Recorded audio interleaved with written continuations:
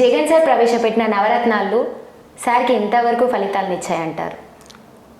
ఈ నవరత్నాలు అన్నది పేరు మాత్రమే కొత్తది, కానీ పథకాలన్నీ పాతవే. పథకాలన్నీ చంద్రబాబు నాయుడు కూడా ఈ పథకాలు ఇచ్చాడనమాట.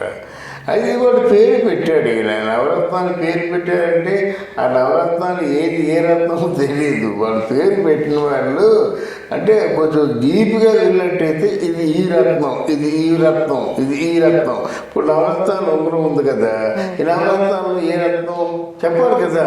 వజ్రం, వైడూర్యం, కనకపుష్యరాగం, నీలం, అంటే ఏ రత్నం ఏ శాఖ అన్న చెప్పుంటే బాగుండు. వాళ్ళకి అంత బుర్ర లేదు. నీకు అర్థమైందా? నవరత్నాల్లో ఒక్కొక్క పథకం ఉంది కదా, ఆ పథకానికి ఒక పేరు పెట్టాలి, రత్నం పేరు పెట్టాలి. అది జనంలో పాపులారిటీ సంపాదించాలి.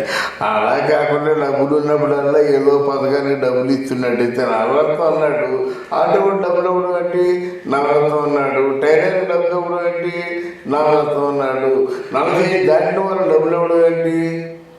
ఇవన్నీ ఇప్పుడు మాబోటి వారికి కొంచెం చికాగా ఉంటుంది. 45 సంవత్సరాలు అంటే ఆడవాళ్ళు జీవితంలో సెటిల్ అయ్యి ఆ పిల్ల పాపలకి పెళ్లి చేసేటువంటి సమయం.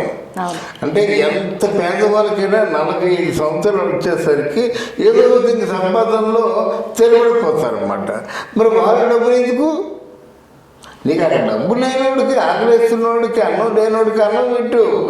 అన్నం ఉన్నోడికి, కోట్లాది రూపాయలు ఉన్నోడికి వారికి ఎందుకు నువ్వు 18,000 రూపాయలు ఇస్తున్నావు, తదేమో పెన్షన్లు ఇస్తున్నావు, తెల్లగారులు ఇస్తున్నావు.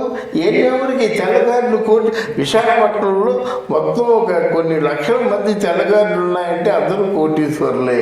వాళ్ళకి ఎందుకమ్మా పేదవాళ్ళు పంచిపెట్టండి తెల్లగారులు. కానీ కోటీశ్వరులకు ఎందుకు తెల్లగారులు? అలా కోటీశ్వరులు ఎందుకు పెన్షన్లు? ఇది కొంచెం ఏరిపారేయాలి. అంటే పక్షపాతం లేకుండా ఏరిపారేయాలి. నిజంగా ఆకలి దప్పికలతో ఎవరైతే బాధపడుతున్నారో వారిని చూడాలి. అది ఇక నవరత్నాలు పెట్టారు, కానీ వాళ్ళు ఏమైందంటే అది చేసిన పెద్ద పొరపాటు. నేను అంటే ప్రమాణ స్వీకారం సంతకం పెట్టగానే 6 లక్షల ఉద్యోగాలు ఇస్తా అన్నాడు. అందరూ ప్రపంచం అంతా ఆశ్చర్యపోయింది. ఏమిటా ఈ 4 లక్షల ఉద్యోగాలు ఇస్తాడు అనుకుంటే ఏంటంటే మనిషికి 5,000 రూపాయలు చెప్పున 6 లక్షల ఉద్యోగాలు అంట. అంటే వీళ్ళందరూ మామూలుగా వాలంటీర్స్ ఉంటారు కదా, 6 లక్షలు ఉద్యోగాలు ఇస్తామన్నాడు. 4 లక్షలు ఉద్యోగాలు ఇచ్చాడు. 4 లక్షల మందికి ఎంత? మనిషికి 5,000 రూపాయలు. వాడు డిగ్రీ చదివినా, ఇంజనీరింగ్ చదివినా, ఏం చదివినప్పుడు కూడా వాడికి ఇచ్చేదంతా 5,000 రూపాయలు చొప్పున 4 లక్షల మందికి ఉద్యోగాలు ఇచ్చాడు. ఆ ఉద్యోగస్తుల పని ఏమిటి? కళ్ళు కాంపౌండ్లో ఉండడం. ఉద్యోగస్తుల పని ఏమిటి? సారాయి అమ్మడం. ఉద్యోగస్తులు మాంసం అమ్మడం, చేపల పులుసు అమ్మడం. ఆ తల్లిదండ్రులు తాను కొడుకు ఎంత మండిపోద్దమ్మా. మనం ఎంతో 1 లక్ష రూపాయలు అప్పు చేసుకొని బీటెక్ ఇంజనీరింగ్ చదివించుకుంటాం. ఎందుకు చదివించుకుంటాం? నా కొడుకు ప్రయోజనం ఏంటంటే మా తాలూకు ఈ పేదానికి వంత పోతుంది. ఎంతో కొంత 30,000 40,000 జీతం వస్తుంది కదా, దాంతో హ్యాపీగా ఉందాం అనుకుంటారు. వాడికి 5,000 రూపాయలు జీతం వస్తే ఆ తల్లిదండ్రులు ఏమైపోతారు? ఉరేసుకొని చావాలి.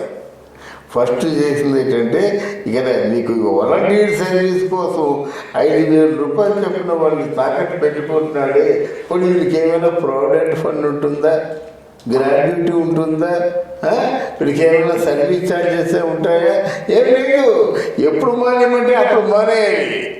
ఈయనకి కోపం వచ్చినా మానేయాలి, ఆ ఉద్యోగస్తులకి కోపం వచ్చినా మానేయాలి. ఇప్పుడు 4 లక్షల మందిలో 2 లక్షల మంది బయటికి పోయినారు. ఆ దెబ్బలో ఇప్పుడు సారాయి గుంట్లో ఉంటారు. సారాయి గుంట్లో ఎలా ఉంటారు? ఓనర్స్ ఎవరైనా కరెక్ట్గా లెక్క చెప్పకపోతే కొట్టేస్తారు. అలాగే మామూలుగా చేపల దుకాణంలో, మాంసం దుకాణంలో ఉండే ఓనర్స్ ఆ కాంట్రాక్ట్ పాడుకుంటారు కదా, వాళ్ళు సరిగ్గా వారి పద్ధతిలో లేకపోతే కొట్టేస్తారు అన్నమాట. అలాగే ఎంతోమంది మానేశారు. ఇకపోతే కొంతమంది వాలంటీర్స్ వాళ్ళకి జీతం 5,000 కదా, ఏం చేస్తారమ్మా? మీ రేషన్ తేవాలంటే మాకు ఈ డబ్బులు కావాలి, మీకు ఏదైనా పథకం కావాలంటే ఆ పథకం మీకు వచ్చేలా చేయాలంటే మాకు ఈ డబ్బులు కావాలి. ఎంత దరిద్రంగా తయారైందంటే ఈ పథకాన్ని ఆడవాళ్ళకి ఇవ్వడానికి ఆడవాళ్ళని ఎరగా వేసుకున్నటువంటి సందర్భాలు కూడా ఉన్నాయి. నువ్వు మా మాట వింటే నీకు ఆ పథకం వస్తుంది. మా తాలూకు ఇన్స్పెక్టర్ ఉన్నాడు, ఆయనతో మాట్లాడు. ఎంత బేడం మీద అంతనా? అసలు ఈ కర్మ అంతా ఎందుకు? మనకి ఆంధ్రదేశంలో ఎన్నో సిక్ ఇండస్ట్రీస్ ఉన్నాయి, అవి బాగు చేయండి, ఉద్యోగాల్లో తీసుకోండి. కనీసం సిక్ ఇండస్ట్రీస్ అంటే కొంచెం అంటే పెట్టుబడి చాలక మూతపడిన పరిశ్రమలు అన్నమాట. దాన్ని 100 కోట్లు 150 కోట్లు ఉంటే పనిచేస్తాయి.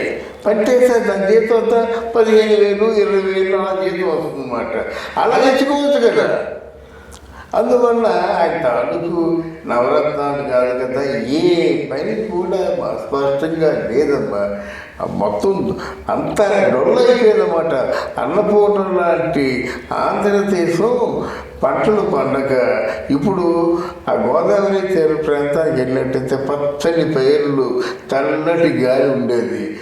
ఇండియాలోనే ఫస్ట్ ఉండేది ఏది? గోదావరి తీర ప్రాంతం. ఇప్పుడు తెలంగాణ ఫస్ట్ వచ్చింది. అర్థమైందా? అట్లాంటి బంగారు సీమ మనకి భాగ్యసీమ, దాన్నేమో ఆకటతో ఉండేలాగా చేశారంటే మహానుభావుడు. వాళ్ళు ఏమనుకోవాలి. మరి పథకాలు ఏ ప్రయోజనం చేకూర్చాయంటే పథకాలు ఏ ప్రయోజనం చేకూర్చలేదు.